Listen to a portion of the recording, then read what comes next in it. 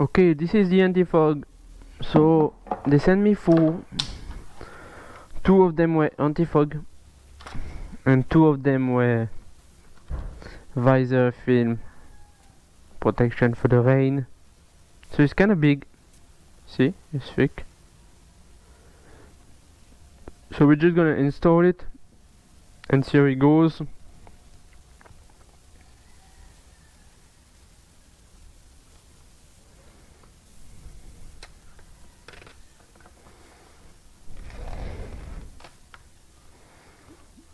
So I cleaned this one before.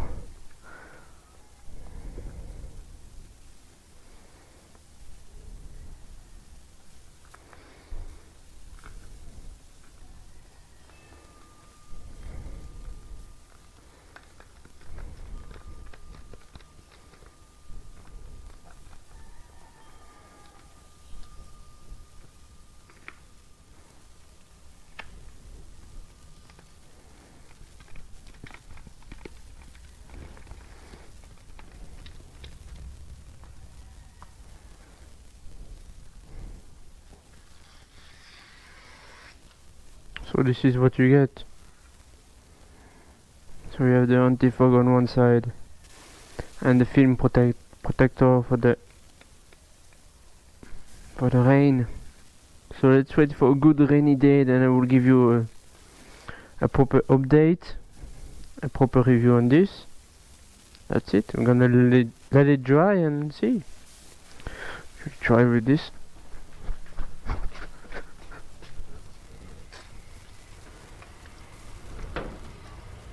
Oh, this is the way it is. Working so far. Oh, that's nice.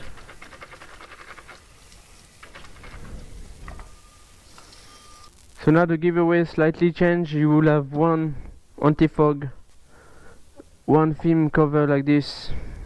I will add one Orion 3D helmet holder and one of this anti-fog that I reviewed before. So I still have one. I give you this. Okay, that will be it. I will get the winner from the last video. That's it. You can still play until Saturday, and then on next week I will give the winner a message. Oh yeah.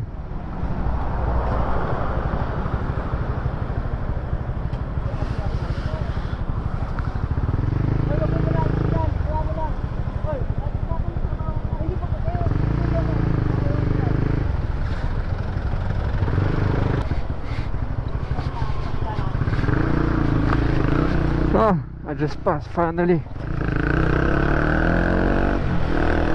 Sometimes it's a struggle to get inside BF. They ask for your license, you know. Very strict area.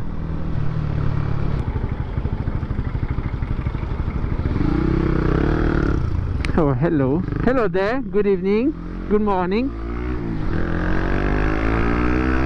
So this vlog is not about to tell you that Honda ADV is cheap, but you have to see it a different point of view, right?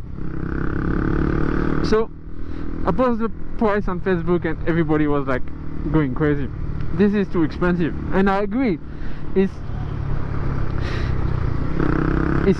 30,000 more than, I think it's 30k more than the NMAX. And if you compare it to a Dominar, it's 20k less or 15k less than a Dominar. It is expensive, but you have to see a different point of view, you see. And this is why they will sell a lot, because as a biker, as a manual biker, not an automatic, as a motorcycle rider, I think it's expensive.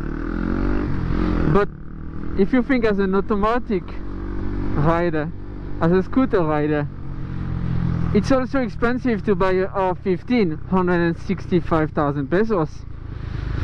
It's also expensive to buy a Duke, 147.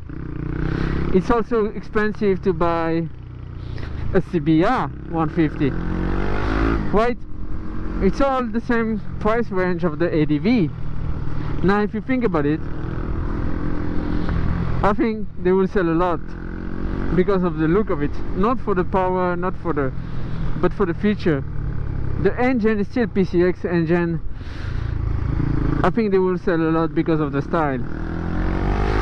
And you have to think, when people say like, yeah, it's too expensive, but for the point of view of the manual, of the automatic rider, their point of view is different, because they think that the R15 is way too expensive for what is it, correct?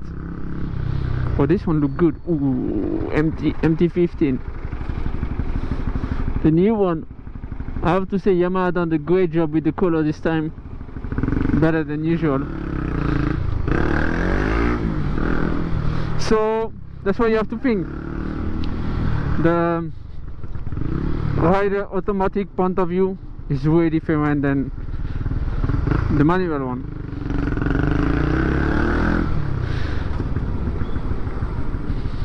Honestly, after thinking about it, I know it's expensive, but that would be great to have one, no? I would like to have one day. It would be good if I have to choose a scooter and I can afford to spend that much.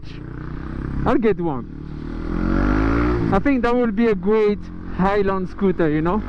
If you can afford it and you're on an island, you're in Boracay, Cebu, or like a smaller island, Bantayan, Siargao. If you're there and you just buy this, that would be a cool ride for the island, like a ADV kind of style, scooter, scrambler. That would be good. Thanks for watching, guys. That was just my point of view on close. My point of view on the pricing of the ADV. Yes, I agree with all of you. It's still expensive, but you have to see a different way of thinking. Ooh.